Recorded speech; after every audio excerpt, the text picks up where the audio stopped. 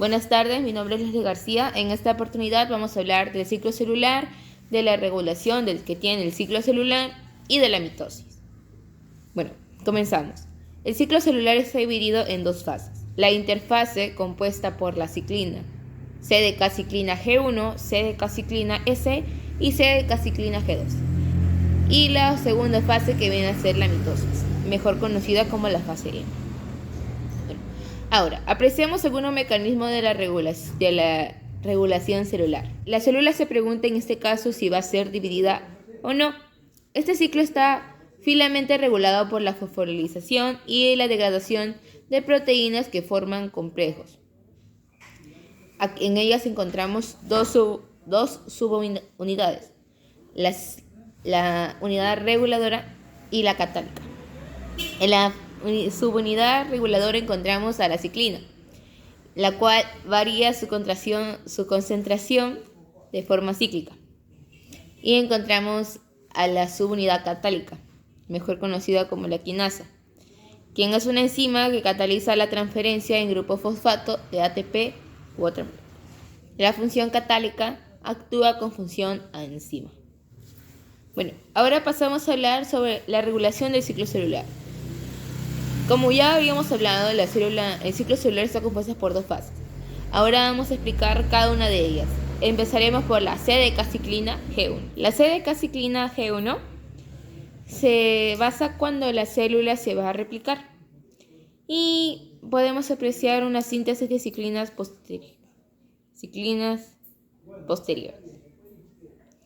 En las células humanas, la CDK-ciclina G1 puede ser apreciadas como CDK4 o ciclina D o CDK6 o también ciclina D.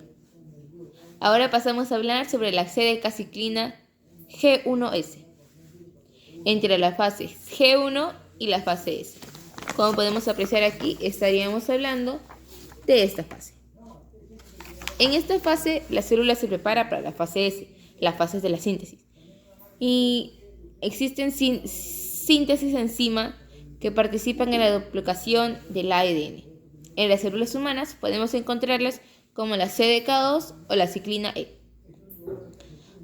Posteriormente pasamos a hablar netamente de la CDK-ciclina S, además de que encontramos la activación de proteínas que participan en la replicación del ADN. Y en las células humanas podemos encontrarlas como CDK2 o ciclina A. Por último pasamos a hablar de la CDK-ciclina E. En esta última fase encontramos que la célula se activa e induce los procesos implicados a la mitosis. Bueno, ahora pasaremos a hablar a una de las fases más conocidas por el ciclo celular. Hablaremos de la fase M. Mejor dicho, hablaremos de la mitosis. La mitosis está constituida por 5 fases. En ellas encontramos a la profase, a la metafase, a la anafase, a la telofase y a la citocinesis. Pasaremos a explicar en primer lugar a la profase.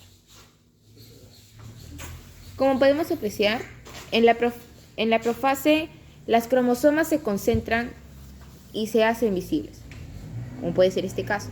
Las fibras del huso salen de los centrosomas y la envoltura nuclear se descompone y los centrosomas se mueven hacia los polos opuestos, como podemos apreciarlo por aquí. Ahora pasamos a hablar de la metafase. Como podemos apreciar, en la metafase los cromosomas se alinean en la placa de metafase. Se alinean y cada hermana cromátida se une a una fibra del huso, cada una de los polos opuestos. Ahora proseguimos a la anafase. Pasamos a la anafase. En la anafase encontramos que los centromos se dividen en dos. De esta manera, las cromátidas hermanas, ahora llamadas cromosomas, se tiran hacia los polos opuestos y ciertas fibras del huso comienzan a alargar a la célula. Posteriormente encontramos a la telofase. En esta fase, los cromosomas llegan a los polos opuestos, ¿correcto? Y estas empiezan a desconcender. El material de envoltura nuclear rodea cada juego de cromosomas, como podemos apreciarlos aquí. el huso mitótico se rompe y las fibras del huso continúan. Por último, tenemos a la citocinesis. En la citocinesis podemos apreciar que las células se separan y forman células hijas. Las células hijas son réplicas idénticas a una célula madre, por lo cual tienen el mismo número de cromosomas. Y bueno, esa sería toda la explicación de la fase del ciclo celular, la regulación del ciclo celular y la mitosis. Gracias. Hola, ¿qué tal? Mi nombre es Pamela. El día de hoy vamos a ver el proceso de la ovogénesis. Comencemos, chicos. Esta es una ovogonia.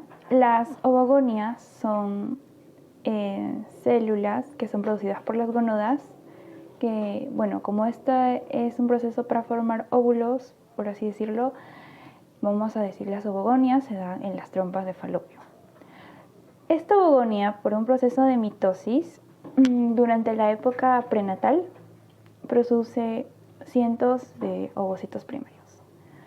Y no toda la mayoría de esos cientos, solo una pequeña parte de esa cantidad pasará a sobrevivir y pasará en la pubertad a reproducirse, por así decirlo, a dividirse en ovocito secundario y nos dará el primer casco polar por un proceso por división meiótica o meiosis. Esta es la meiosis 1 o meiosis reduccional. Aquí tenemos nuestro ovocito primario y, como verán, nuestro ovocito primario cuenta con 46 cromosomas y 92 cadenas de ADN. Y luego, al dividirse, nos da nuestro ovocito secundario, que tiene 23 cadenas de ADN, 23 cromosomas y 46 cadenas de ADN. Y también nos da nuestro primer casco polar con el mismo número, 23 cromosomas y 46 cadenas de ADN.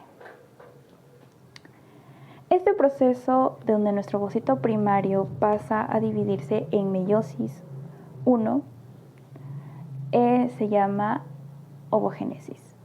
Este ovocito primario se activa para dividirse en nuestro primer ovocito secundario gracias a las hormonas producidas por nosotras las mujeres, que es el estrógeno y la progesterona. Luego, este ovocito secundario entra a meiosis 2 o meiosis ecuacional, donde aquí se va a dividir para darnos nuestro primer óvulo y un cuerpo polar. En esta meiosis ecuacional, lo único que se va a reducir son las cadenas de ADN, ya que nos da 23 ADN. Acá habían antes 46, pero ahora solo 23. Mientras que el número de cromosomas serán iguales, pero sin pares homólogos. Lo que nos quiere decir que la célula que va a dar es haploide. Las células.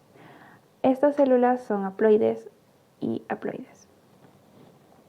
Y bueno, las células haploides son aquellas células que solo cuentan, con la mitad de cromosomas normales, que normalmente comenzamos con 46 cromosomas, como pueden ver aquí, que se lleva a cabo por mitosis. En nuestro ovocito primario tenía 46 cromosomas y 92 cadenas de ADN. Esta es una célula somática. Y así es como una célula somática, por un proceso de divisiones, nos da células haploides. Y bueno, este proceso de la meiosis 2 se congela en la metafase 2, ya que en la metafase 2 se congela nuestro óvulo y ese es expulsado del ovario hacia las trompas de falopio. En caso nuestro óvulo sea fecundado por algún espermatozoide, continuará con la meiosis. Y bueno, en caso no sea así, nuestro óvulo será expulsado por la menstruación. Y nuestros cuerpos polares queda la división de nos da 3 cuerpos polares. Esos 3 cuerpos polares pasarán a morir por apoptosis. Bueno chicos, esto fue todo por el video de hoy. Espero les haya parecido educativo. Conmigo será hasta la siguiente oportunidad. Hola, ¿qué tal? ¿Cómo están? Mi nombre es José Ortega. Soy de la Universidad Privada Norbert Wiener y voy a presentar el espermatogénesis. ¿Qué es el espermatogénesis? Es la etapa de crecimiento, desarrollo, multiplicación de las células sexuales que están ubicados en el testículo.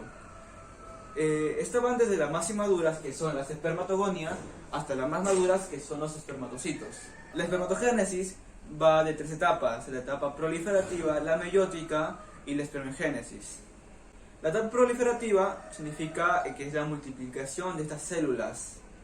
Entonces, en esta etapa, las células van a dividirse formando células de tipo A y células de tipo B. Los de tipo A solamente es de multiplicación, se va a seguir formando tipos A y tipos B. En cambio, los de tipo B se vuelven lo que es espermatocitos primarios, que es en esta etapa. Este es el tipo B, y este tipo B se va a formar espermatocitos primarios contando con 46 cromosomas. En esta etapa sigue la etapa meiótica, que este espermatocito primario va a experimentar la primera división meiótica, formando espermatocitos secundarios.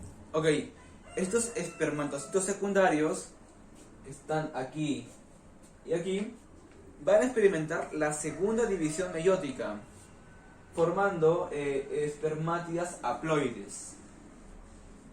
Ahora sigue la espermiogénesis. Ok, en esta etapa de la espermiogénesis, las espermátidas haploides se convierten en espermatozoides bien definidos, para luego que estos espermatozoides se dirijan a los tubos seminíferos, que se encarga más de la producción de espermatozoides, para luego ser transportado hacia el epidídimo, que los epidídimos tienen forma de espiral que está conectado a cada uno de los testículos, para finalmente ser almacenado en el tubo deferente hacia la próxima eyaculación. Gracias.